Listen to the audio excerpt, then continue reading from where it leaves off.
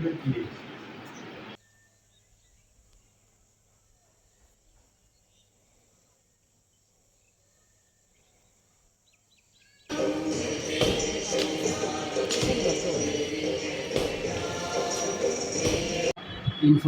উপরে ভিত্তি করে আমরা সাদা পোশাকে অভিযান চালাই। আমাদের কাছে খবর ছিল একটা অটোতে করে, ইলেকট্রিক অটোতে করে দুজন লোক, যেটা রোহিঙ্গা বলে জানা যায়, ওরা কৈলাসহরের দিকে আসছে।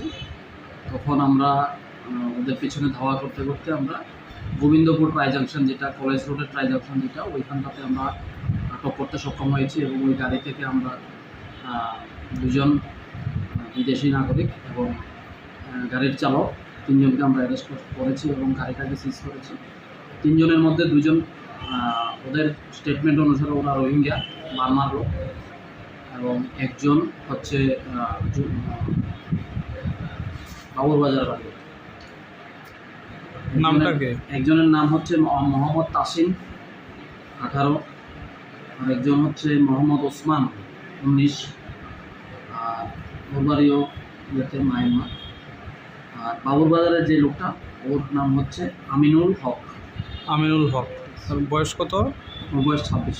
পরে ওটাকে আটক করেছেন, ইলেকট্রনিক অটো গাড়িটা। আচ্ছা, এখন ওরা কোথায় আছে? থানার হেফাজতে আছে। আমরা এখন কেস ব্যাপারে একটা কেস রেজিস্ট্রি করেছি। নাম্বারটা কত হয়েছে? Case number 15/25।